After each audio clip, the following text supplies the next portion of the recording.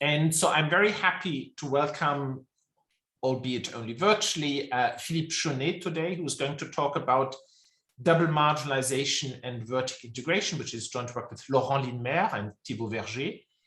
And so Philippe has 45 minutes for his talk.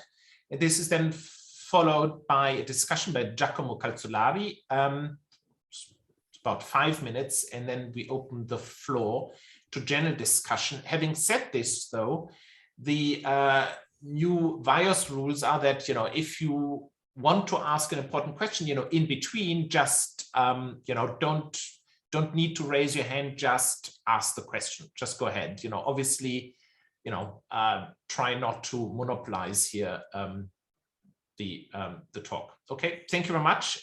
Philippe, please go ahead. Thanks a lot, Volker. It's a pleasure to be here. Thanks for having me, and I'm very happy to present this work with Thibaut and Laurent, and which is mainly motivated by the recent debate about the treatment of efficiency gains in vertical mergers. As you know, last year the DOJ and the FTC in the US published guidelines about vertical mergers, and there has been a fierce debate about the new Section 6 of the guidelines, which is about pro-competitive effects and efficiency gains. And this section is almost entirely devoted to the elimination of double marginalization, EDM in short, which was not at all mentioned in the former version of the guidelines. And recently, very recently, in September this year, the FTC unilaterally withdrew the guidelines after a 3-2 vote, and I understand that they are still valid as far as the DOJ is concerned. So if you read the statement by the FTC chair, you can see that the majority of the commissioners were extremely skeptical, to say the least, about the EDM, the existence and yes, of EDM. They say it's theoretically and factually misplaced.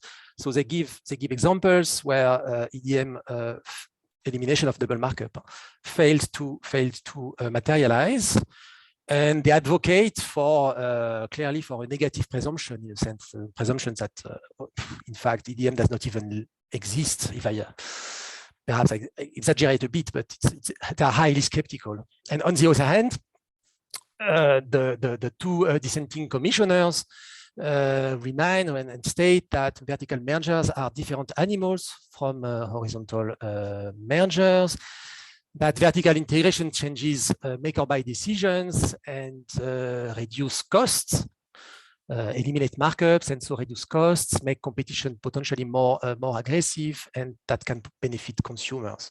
They don't say vertical mergers are always good, not at all, but they say that we should look at it, look at the merger and have a global assessment of pro-competitive and anti-competitive effect. So it's very, I cannot do justice to the debate in 2 minutes like that. Many contributions, there are many contributions by scholars, by colleagues, including in the audience, I'm sure, about that. At this point, I would only mention 2 particular issues. The issue of merger specificity. So is EDM specific to the merger? And in Europe, in the European guidelines are very clear that it should be extremely, they have a very strict view on merger specificity. That should be a direct consequence of the merger.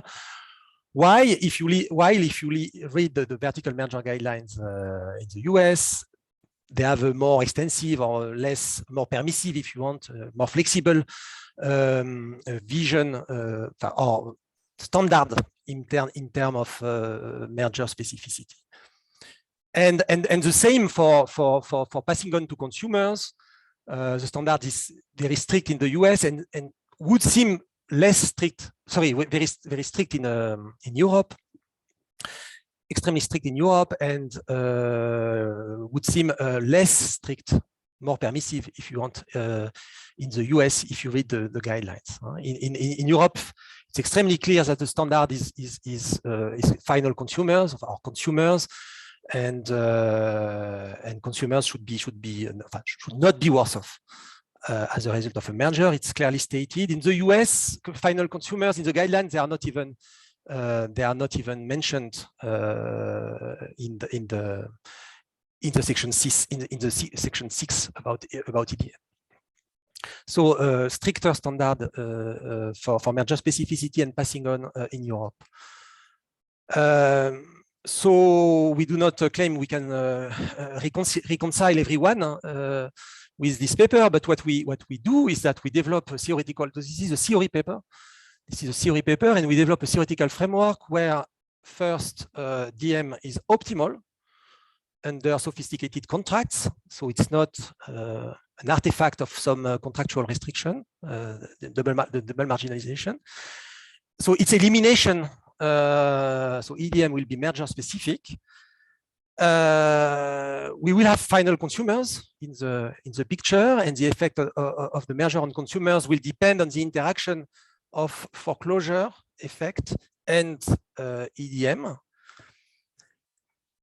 and foreclosure of efficient independent suppliers can be good or bad for consumers depending on the environment. Okay, so and our main research question will be under what circumstances do foreclosure effects harm consumers? Okay. By foreclosure, I mean essentially eviction, exclusion of efficient independent suppliers. And for that, our two main ingredients are asymmetric information. So in our baseline model, we have one-sided asymmetric information. So the asymmetric information is about the supplier's cost. So the buyer does not know the supplier's costs. Okay, and in an extension, we discuss buyer's private information about her own cost or about demand. Okay, so asymmetric information, and second, buyer power. So, and by buyer power, we mean both the ability for the buyer to choose her trading partners, that is to influence the selection of suppliers to her own advantage. And second point, the ability to influence trading terms. That is to say, really the price and quantity, what we call the production decision. So you have these two notions of buyer power for selection, supplier selection, and for production, so price and quantity. And with that in mind, what we find is first that so the extent, the magnitude of the double marginalization is governed by bargaining over quantity and price. Okay, and so the general idea is that the buyer will exert her monopsony power to reduce quantity and informational rents. And so that will give rise to a double markup. So this so this is really the buyer power at the production stage. So the desire to reduce quantity and to reduce the rents left to the suppliers. Okay, and we also find that nonlinear pricing can eliminate double markup, indeed, but often does not in equilibrium. So it is not optimal to eliminate the double markup. So even with nonlinear pricing, okay, so it's an optimality result if you want. So nonlinear pricing is very well compatible with a double markup. And now, what we find in terms of effect of the merger, especially on consumers. First, we find customer foreclosure. So we find that indeed efficient independent suppliers will be deprived of the access to the downstream market, to final consumers. Okay. And now the effect on consumers depends on the buyer power for production and selection. When there is full buyer power for production, that is to say the buyer completely controls, if you want, the quantity, then consumers are always better off under vertical integration. Okay. So this is in a sense a Chicago style results. If you want. There is eviction of efficient competitors, but this is good for consumers because in a sense the buyer is aligned with the consumer's interest. But this Chicago, so we find first that in a sense the Chicago result is quite robust. It resists the introduction of informational asymmetries, but it is not always true, nevertheless. And we find that the Chicago results fails as soon as the buyer has less buyer power over production than over selection, vis-à-vis at least one supplier. So it is sufficient that vis-à-vis one supplier, the buyer loses some buyer power vis-à-vis a selected supplier. So she's not completely able to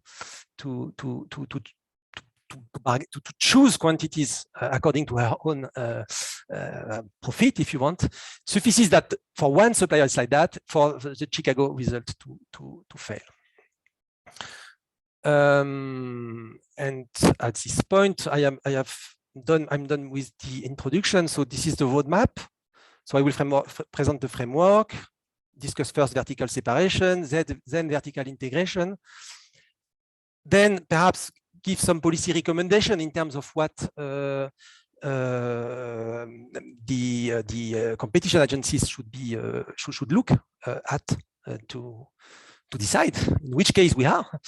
And then I hope I can get to some extensions, in particular about multi-sourcing, because as you will see, under constant return to scales, we have only one supplier active. But as soon as you have a convex cost, you find multi-sourcing in equilibrium. I'd like to also discuss bilateral asymmetric information, and also perhaps, if I have time, the choice of merging partner. So endogenize the identity of the target, if you want. But at this point, maybe I can make a short break if someone has a question. No? I don't think there are any questions at this point. So just continue. Okay, very good. So let me present the framework. So we have firms and final consumers. So we consider a situation where with a downstream market where the buyer is dominant, because again our main ingredient will be buyer power. So we have either a monopoly downstream or a competitive fringe. We denote by R the revenue functions, completely standard. We have a consumer surplus like that, a monopoly quantity, which will be a bit the benchmark to define, in a sense, a double markup. And we make the fixed proportion assumption. So the input is used in fixed proportion to produce the output, so sold downstream to the final consumers. And so, this input is purchased from suppliers that are competing upstream. Okay. And these suppliers, for the moment, have operate under constant return to scale, so constant marginal cost, C0, C1, Cn, distributed according to some distribution Fi. So in the paper, we work with asymmetric suppliers. So the suppliers may have different cost distributions. So, okay. And so this is for the main picture, I would say. So now to model the procurement process, we want to allow both. Philippe, are the suppliers supplying an homogeneous input to the downstream? Absolutely, yes. Yes, the input is homogeneous, yes. Thank you. Thanks for the question, yes.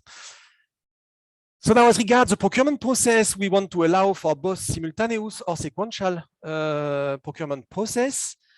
So we want to allow for a sequential process because in practice, it is sometimes sequential. For instance, there is a decision about the optical disk drive industry by the European Commission in 2015, I think, explaining that the OEMs, when they buy drives, they first select suppliers. There is a first step through electronic request for quotation, and then after this selection stage, you have auctions or bilateral negotiations to decide quantities. So I start with the sequential timing, and as you will see in a minute,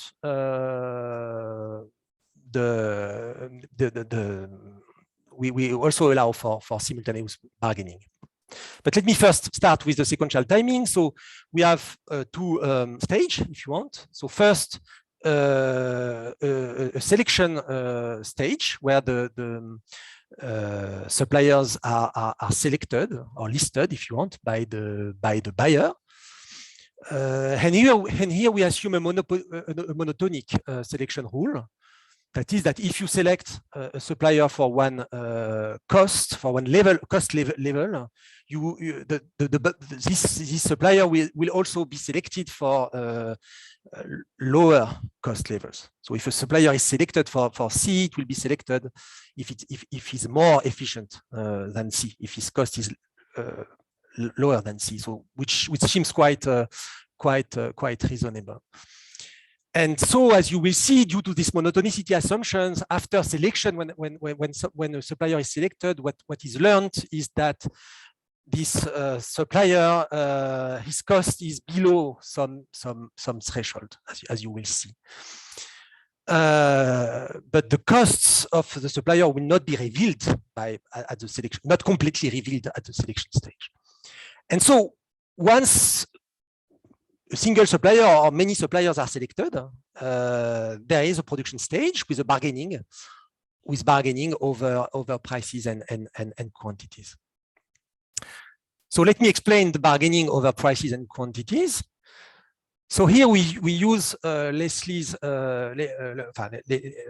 and Simon's, so Lurcher and Mark's framework to model bargaining over price and quantities. So we model bargaining as they do as a general mechanism that maximizes a weighted industry profit, where you have these weights. So mu B is the bargaining power of the buyer, and this mu IS represent the bargaining power of the various suppliers. Okay, so at this point there are absolutely no contractual restriction. It's a general mechanism. Okay, so particular case very important for us is the case where the mu IS are 0. So in this case, we say that the buyer has full buyer power over production. Okay, that is to say, as you will see, anticipating a bit, the buyer in this case is able to reduce, to exert her monopsony power to reduce quantities to limit rents. Okay, and as the supplier's weights rise, so the mu IS rise, the buyer finds it more difficult to reduce QI. So this mu I are a measure of the buyer power for production. Okay. So that was the explanation of the bargaining at the production stage, and at the selection stage. At the time where the suppliers are listed by the buyer, you have also a bargaining that will represent exactly the same, with now weights that we call lambdas. And so these parameters, lambdas and mu's, they reflect the bargaining conditions over for production and selection. So if nothing has changed, if the environment has remained constant between selection and production, or if the two negotiations take place at the same time, then the two are simultaneous, if you want. The two sets of weights are the same. Okay, but we want to allow for the possibility that the bargaining power change between selection and production. For instance, suppose you have a large and complex project and you have selected some suppliers. So also we don't model completely hold up story, you know, specific investment, etc. So it's more reduced form, but we want to capture the fact that the selected suppliers may have gained some bargaining power after being selected. Or on the other hand, it's perfectly possible that for some reasons, at the selection stage, you are more or less forced to select one supplier for various reasons, and you regain, and the buyer later on at the production stage is more able to do what she wants. Okay, so we want to have some freedom to allow for some variation in the bargaining power for these two important aspects of the negotiation: selection of suppliers and determination of quantities. But in any case, what we do is that we assume, at least in the baseline model, we assume that the buyer has more bargaining power than all suppliers. Okay, so and we normalize. So that means, in a sense, that the buyer is dominant in terms of bargaining power. The main reason is that here, the buyer is not protected by private information. So if a supplier would be dominant, then the buyer would be completely, would have zero profit actually. And so it would not be very realistic for a dominant buyer, for a monopolistic buyer to be left with zero. So we have an extension, I hope I can get to it, where the buyer has private information again, and then perhaps it's more realistic to assume that suppliers may have higher bargaining power than the buyer. But at this point, we stick with that. So the lambdas and the mu's for the supplier are below 1, and so the buyer is dominant. So I start with vertical separation first, and then I discuss vertical integration. Okay. So for vertical separation, I have to present the bargaining over price and quantity with the selected suppliers. So some suppliers have been selected. So here I don't do the math. I just give the result. The result is that under constant return to scales, only one supplier among the selecting suppliers will be active and will be producing a positive quantity. Okay, and the active supplier among the selected ones will be the one with the lowest virtual cost. The virtual cost psi are defined by this equation here. And so it means that the perceived cost, the cost perceived by the buyer, if you want, is not Ci, but psi of Ci. Is larger than Ci due to this wedge here that you have. And so the quantity, the monopoly quantity, will be below. Sorry, the optimal quantity will be below the monopoly quantity, which is exactly the notion of double markup, and which is exactly what I was saying, that the monopsony, the buyer exerts her monopsony power to reduce quantities and to limit rents. And so you can see that the degree of double markup decreases with the supplier's weight mu I. Okay.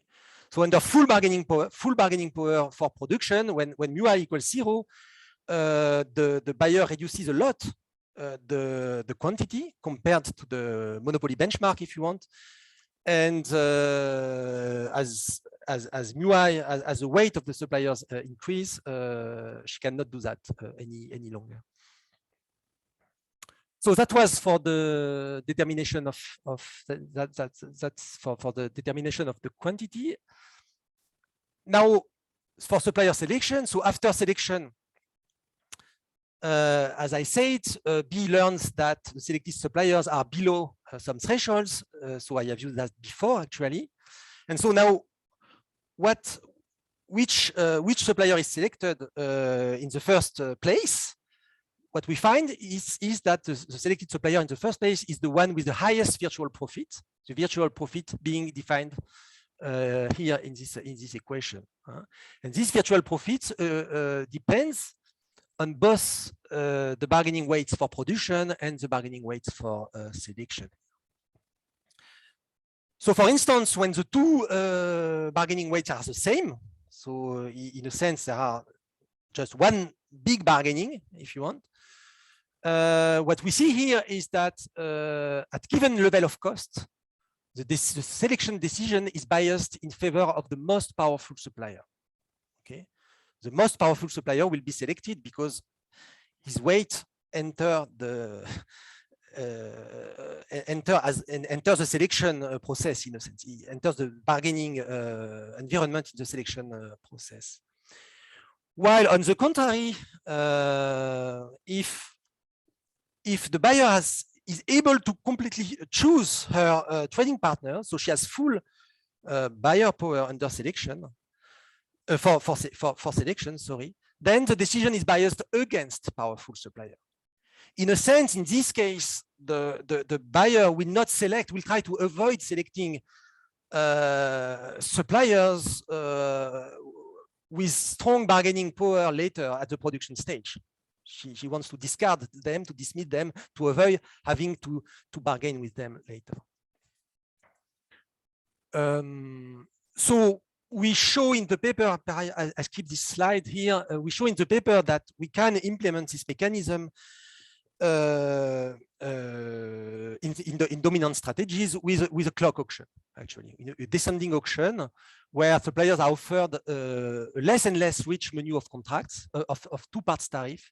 They can exit at any time, and the winner is the last active supplier, if you want, and this last active supplier picks a two-part tariff in the final menu, and then the buyer chooses quantity given the tariff posted by the supplier. That's what you. So in equilibrium, what you see a two-part tariff, and you see a buyer choosing quantities, how much units to purchase facing that tariff. Okay, Philippe, can I just ask something? So the way you're telling the story is if there's always a single seller selected, but couldn't you select a subset of sellers, and which subset depends on the realize the reports essentially? No, not in this case. In this case, this is a result. This is a result that you select one supplier, which is why I hope I have time to present the extensions with convex costs, because with convex cost, you have an incentive to select many suppliers. And indeed, this is exactly what we find.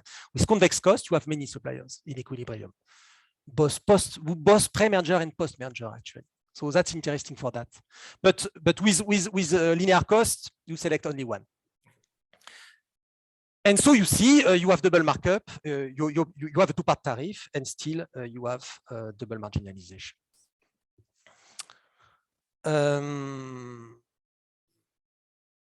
Okay, so here, yes, you select only one. So now what happens under vertical integration? Because after all, this is the purpose of the talk. So at this point, I will consider a merger with an exogenous supplier, so which I call S0. So the identity of the supplier is fixed. So it is S0. And later, if I have time, I discuss how this S0 is chosen. And so the main assumption we have here is that the merger between B and S0 causes the weights, the bargaining weight of the suppliers of that supplier to rise, okay, from mu0 to mu prime 0. And for us, the most natural assumption is to assume mu prime 0 equal 1, which means that you see the buyer and S0 are now treated as a whole entity, as a merged entity by the grant bargaining mechanism, if you want. But we are perfectly able to assume that mu prime 0 is below 1, which would represent imperfect internalization of profits within the integrated firm. Okay, so when mu prime 0 equal 1, it becomes completely costless to extract the information about C0.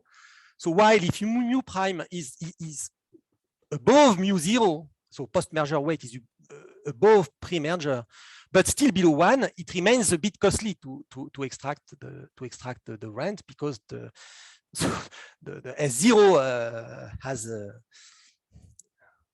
stick to her gun. I don't know how to say, but it's not completely integrated, if you want, in a sense.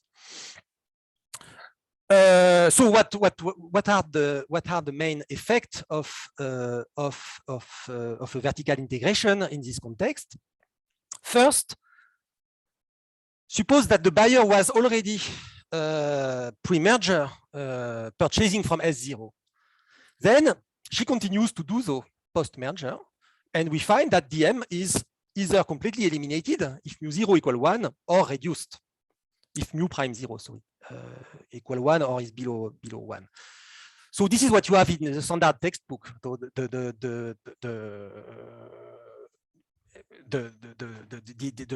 this is the pure EDM case, where the quantity will increase, the buyer will be happy because you have eliminated the markup.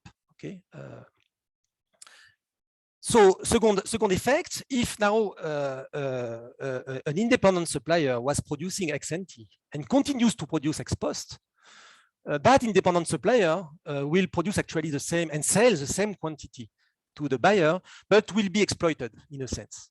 Will be exploited, so he will have to sell to grant better terms to the buyer. Okay, so there is exploitation of independent suppliers by the buyer. Okay. And the third and final effect is that compared to the vertical separation case, independent suppliers now are less likely to have access to downstream markets. So it may very well be the case that an independent supplier who was active pre-merger and post-merger is excluded. So he's deprived of access to final consumers, which is what we call customer foreclosure, what is called for customer foreclosure by antitrust agencies. Okay. And so the main question is, our research question is, does customer foreclosure harm consumers, final consumers? Okay. And what we find is that the post-merger make or buy rule is aligned with consumers' interests if and only if, for all suppliers, the suppliers, in a sense, lose bargaining power at the production stage, okay, compared to the selection stage. Okay, so it means that on the contrary, the buyer has more bargaining power at the production stage than at the selection stage. Okay. So for instance, when mu equals 0, so when mu equals 0, the mu s equals 0 means that the buyer fully controls the bargaining over prices and quantities. In this case, so the Chicago rules the Chicago result, in a sense, will apply. Philippe, this is Larry White again. Can you give us, to help fix ideas, can you give us an example where after the selection, the seller's power decreases or the buyer's power increases? Usually we think the holdup problem gets exacerbated after the contract has been signed. So can you give us an example of this? Where the buyer power increases. That's a rather, I would say, counterintuitive situation. You're perfectly right. perhaps I can give you an example completely outside IO if you if you don't mind. So the job market is approaching. The job market is approaching. We have to select. Candidates for interviews. Okay, so there is a selection phase, and after that selections, you will there will be other stages. Okay. So now at given level of a candidate, suppose before, so right now in November, you receive a message from a good friend of you attracting your attention over this candidate. Larry, you should hear him or her. It's important, etc. What we say is that at given level of the candidate, probably this candidate has some bargaining power. You cannot avoid. If it's for us, it's a bit embarrassing to, not to select that candidate. But once you have selected that candidate, perhaps give him a fly out or her a fly out, then you do what you want. You have pleased your friend. But okay, that's a bit outside. I recognize that. Sorry to sort of push back a little bit. You told us you had uniform,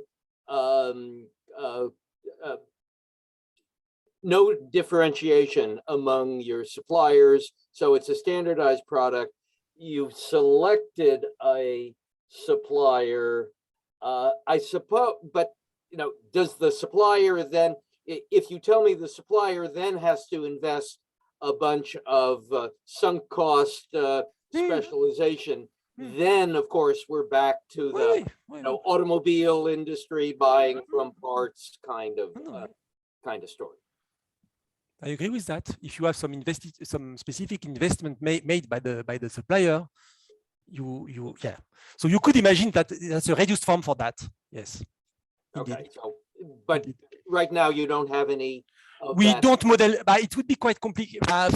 We thought about that. We have been incentivized to do that by referees, but we find it complicated to have a full-fledged specific model, specific investment model at this point. So we prefer to have this reduced form bargaining weights. But indeed, it's very well consistent with that. Yes. So what we see here is that so if the bargaining weights are the same over production and selection, so nothing happens in a sense, so no hold up, then it's very easy to see that the selection rule is based on virtual costs, and actually, as virtual costs directly drive quantities, it is completely aligned with the consumer's interests, because consumers are interested in quantities. But otherwise, in the case where the supplier lose bargaining power, sorry, I don't remember where the supplier. Yes, then it implies too much foreclosure. So if the buyer is not able to control quantity ex post, then she has to rely on the selection stage to select supplier and then what she does is that she after the merger she implements too much foreclosure. She excludes the independent suppliers too often because she cannot control ex post quantity. So to do that, she excludes the independent suppliers too much from the consumer's perspective. So let me illustrate this with an example here. So on the left side, under symmetry, in a symmetric environment. So on the left side, you have the vertical separation case. So pre-merger, only one supplier produces, the most efficient one produces. Okay, pre-merger. And so post-merger in the blue region here, S0, so the upstream entity, if you want, continues to produce, to be selected and to produce. Double markup is eliminated and consumers are better off. Okay. And so in the green and red regions, here there is customer foreclosure. Pre-merger, S1 was selected, so the independent supplier was selected, and now S1 is excluded. Okay, and in this region, it can be good or bad for consumers. When it's red, so there is here, in a sense, there is a trade-off between customer foreclosure and EDM, if you want. So in the red region, a consumer benefits. Suffer, are harmed, and in the green region, they benefit from the merger. Okay, and you see that the extent of red here depends very much on the bargaining weight of the supplier. So if what we say here is that the expected consumer harm, so the magnitude of this region here, the red regions, increases with the bargaining, the suppliers' bargaining weights for production. So in particular, if the buyer loses completely, has to bargain one-to-one, if you want, with the suppliers to decide on the quantity and price, and if she's able to select her supplier, but has to bargain then with them ex post to decide production, then the red area will be very very wide, if you want, and suppliers and consumers will be harmed. Okay. So the main message, in a sense, of this is that whether consumers suffer from customer foreclosure depends on bargaining weights for selection and production. And so we say that exclusion of efficient suppliers do not harm consumers if and only if, for all suppliers, the buyers does not lose buyer power after selection. If the buyer is weak at the production level, at the production stage, again, she relies too much on selection and she excludes independent suppliers. Okay, and this harms consumers. And so what we say here is that antitrust enforcers should pay attention to that. So they should document not only how quantities are determined, but also how suppliers are selected. Is there a complete contract, in a sense? Is there a world negotiation, simultaneous negotiation, so they are able to predict everything? They are able to, at the selection, everything is already decided. So that's fine. So and in that case, in a sense, what we see is that consumers will not be harmed by the exclusion of efficient suppliers. But if, on the contrary, the buyer is able to eliminate through an auction, for instance, to say, no, I won't negotiate with you, I get rid of you. And then if she has to negotiate overproduction with the selected supplier, then consumers, there is a risk for consumers. So is there a formal selection process where losers are definitely excluded from negotiations? Do we observe contractual amendments or renegotiations, if you want, modifying the agreed tariffs? So do we see in a particular instance that quantities are negotiated at a later stage and are possibly renegotiated, etc., or do we see an integrated bargaining process? So that's what we encourage competition agencies to look at before deciding whether to accept or not the merger. So Volker, I don't know. We have 2 more minutes. So if you want to briefly, allude to your extension. So perhaps I do just one, perhaps. So the multi-sourcing case. So you see an allusion, as you say. What we do is that we just here, as you see, perhaps you see here my pointer here. We just add a quadratic term in the cost to represent that there is an advantage, if you want, to have an efficiency gain, if you want, to have multiple suppliers. And so in this case, with convex cost, what we find is that if the buyer power for selection and production are the same, so under one stage bargaining, if you want, both suppliers, so with two suppliers, let's say, both suppliers are selected pre and post merger. So you will see multi-sourcing always. The two suppliers will be selected always. And vertical integration will always benefit consumers, exactly. So this Chicago result carries over, if you want, to this case with multi-sourcing, okay?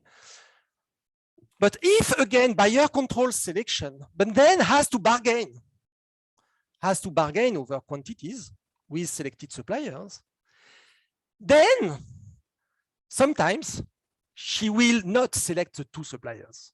So pre-merger, for instance, you will have multi-sourcing only when the two suppliers are efficient.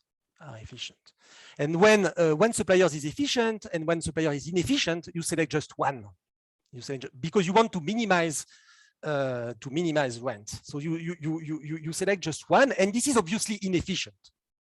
Okay, so this is in a sense inefficient pre-merger. It would be efficient to have the two suppliers, but because of this impossibility to efficiently to bargain over production, you select just one supplier to minimize rent. And then post merger, we still find that an independent suppliers is excluded from the market for many, as you see, cost configurations, and that is bad for consumers. So exactly as we have under constant return to scale. So the only new thing here is this blue here, I would say Chicago area, because here what the merger does is that post-merger you now select both suppliers. So you don't want to exclude the independent supplier. And so here what happens in a sense is that the merger corrects the pre-merger inefficiency. Pre-merger here in this area, only one supplier was selected, so the other supplier.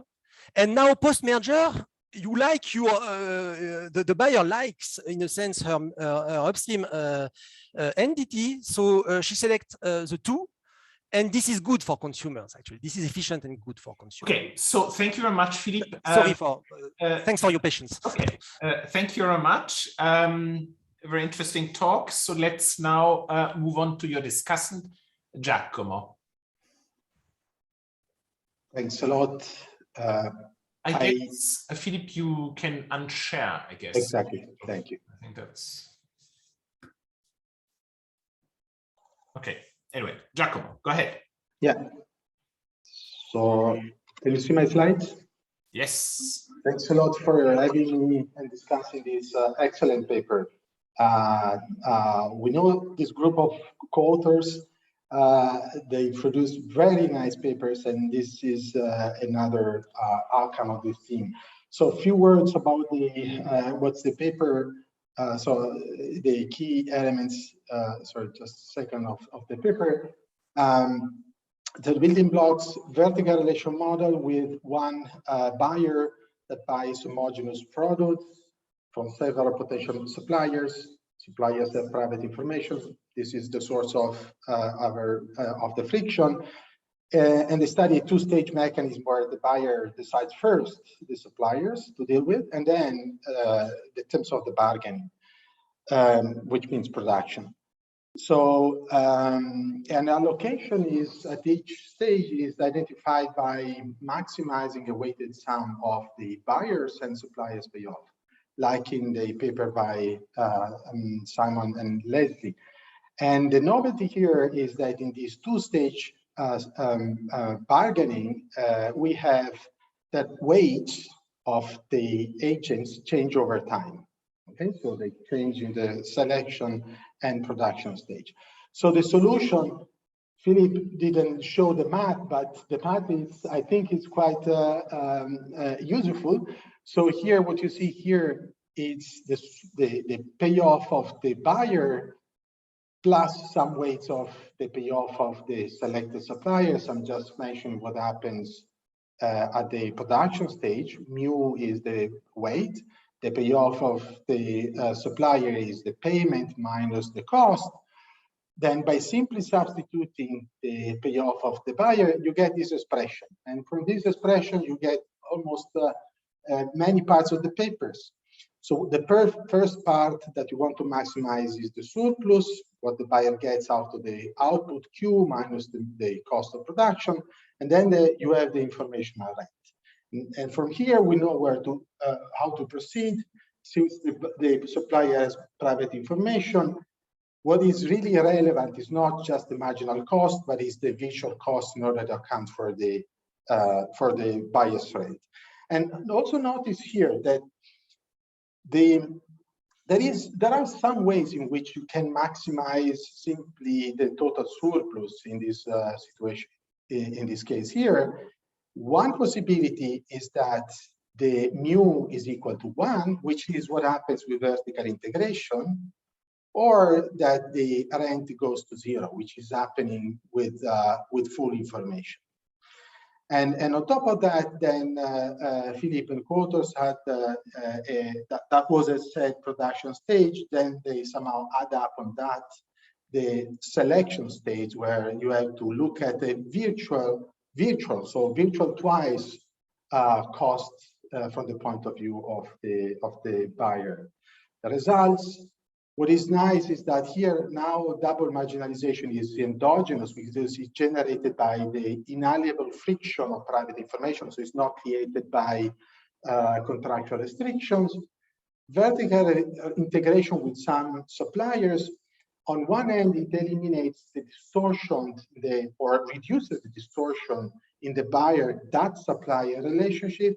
But on the other end, it somehow creates another distortion, which is a preference of this internalized supplier with respect to outsiders. And then they have these nice and not obvious results on the changing effects of the changing weights between supplier choice and supplier production. So let me now go to the comments. So of course, the paper puts a lot of emphasis on these different weights that suppliers have in the buyer's payoff, in the selection stage or in the production stage. And as Philippe mentioned, there are good reasons to think that these weights need not to be the same. And they provide comments on why this should be different in general. So the problem that I have with this is that I understand the explanation, but on the other hand, we should somehow like to see this explanation having some effects also in the way the surplus in production mostly is generated. And somehow this is a black box in the paper. And it would be interesting to see a little bit more on that or have some hints. And by the way, I think there is a nice, potentially nice connection between this idea of internal supplier's preference with a paper by Simon Ward on AR, where it studies, in fact, connects, in fact, a relationship between internal suppliers that are selected in an ex-ante pool of suppliers that then compete for production afterwards. Now, as I mentioned at the beginning, if by vertical integration you have that the bargaining power of that particular supplier that vertically integrates with the upstream buyer goes to 1, then whether the relationship between the buyer and the suppliers is under private information or full information really doesn't matter, because I show you then when the lambda or the mu goes to 1, then you don't have to care about any cost of the rent. So here I'm just asking myself how much this, which I think is a nice result, because in principle, many papers just refer to the fact that vertical integration eliminates, by assumption to some extent, any source of private information between the merged entities. How much of this nice result is in the end just appearance? To be fair, in the paper, there is a section where vertical integration moves these parameters not just to 1, but higher, close to 1 weights. But there are fewer results in that case. And I would urge authors to somehow exploit more there, because there you would have the effects of vertical integration still under some relevant private information. So the friction here is generated by private information on the cost of the suppliers. I think there could be other ways to have this type of friction that makes vertical integration relevant in simpler models that don't rely on incomplete information. So I think you could rely on environments where you use two-part tariff. For some reason, using the fixed fee is costly, for example, because there is private information, or because there is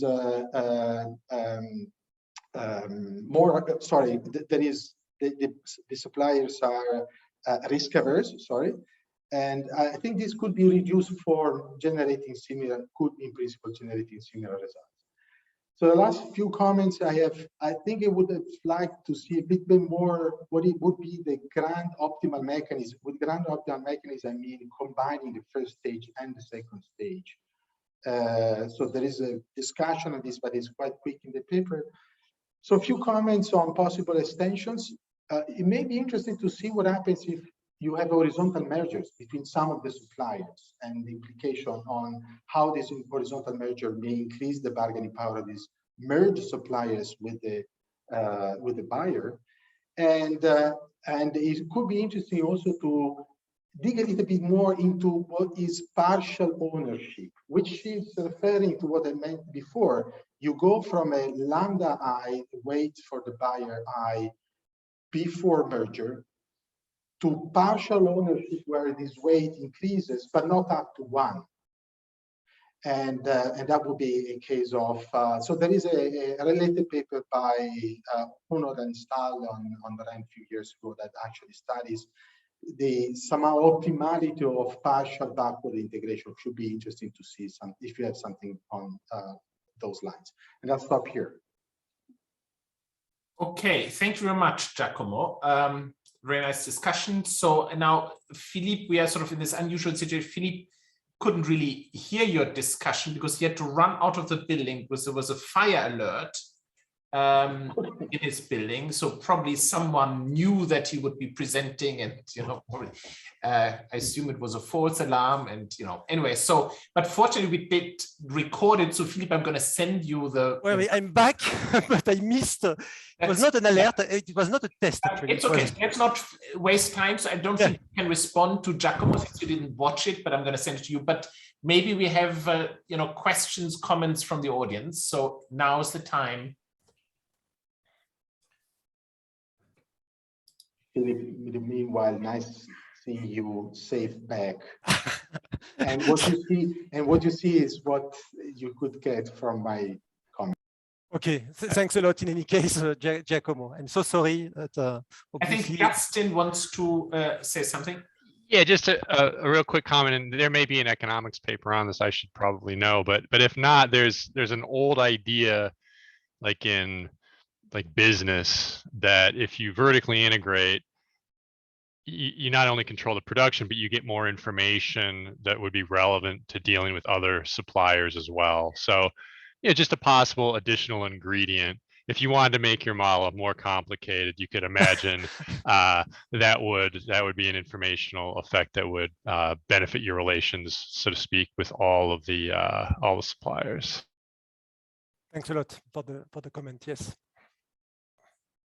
Okay, so we have something in the chat by Alessandro Cardinal Graziano. So I guess instead of me reading it, Alessandro, why don't you just... I'm happy to ask. Hello. Hi, Philippe. So I was just wondering, so do I understand correctly that it is exogenous that the merged entity's bargaining power increases post-merger? And if so, can you make that increase endogenous? I guess maybe Justin's comment goes to that effect as well. Yes, it is exogenous that the bargaining weights increase post-merger. I don't know how. We should definitely think about that. How to endogenize them. I'm not sure how we would do that, but. I mean, I guess Justin's point was somewhat different. Justin's point, I guess, was is the way I understand it is that actually these costs of the suppliers are not completely independent. There's some sort of correlation. Yes. And so that then, if I learn the realization of my own, upstream firm's margin, okay. I learned something about the upstream costs of the other. That's sort of the way, Justin, correct me if I'm, that's the way I understood your point, no? Sort of. But there would be a common component. So learning the C0 would tell you something about the C1, etc. No, that's we are obviously in an independent. The distributions are assumed to be independent right now, but yes, a common value would be interesting, yes, because you would learn. Well, that's a very good idea. You would learn something about the cost distributions. You would reduce the informational asymmetry vis-a-vis actually all suppliers. Yeah, so, and like I said, I don't think there's anything in economics that I know of. Maybe there is, but there's an old idea in the business literature, or whatever the hell that is. Yes. No, common value. Yeah. Other questions, comments?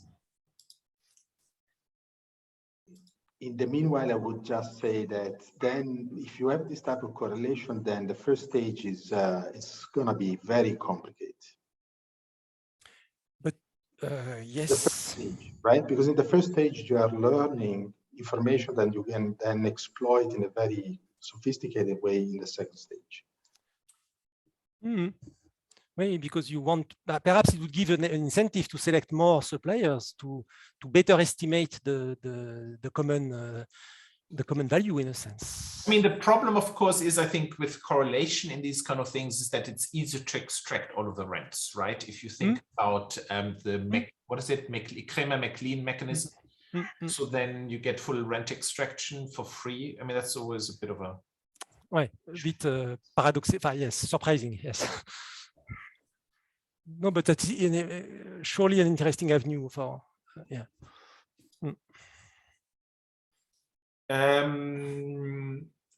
Okay, so if there are no more questions, so let's thank both actually Philippe and Giacomo for a great talk, paper, and discussion. And and thank you very much for all those faithful to this CEPR virtual I/O seminar.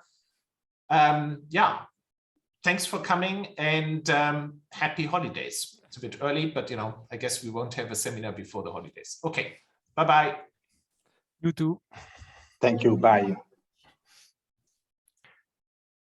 So Volker, you send me the